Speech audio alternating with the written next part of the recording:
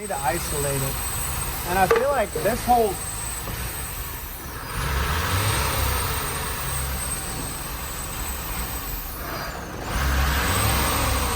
Huh.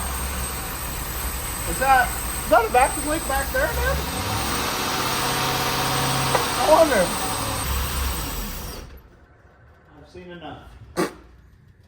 Okay. Doctor, what's the diagnosis?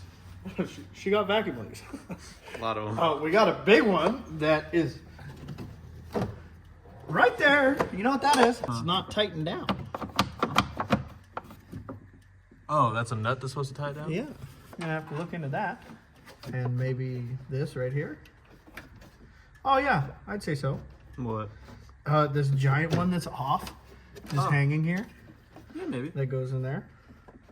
Imagine that. Why is nothing tight?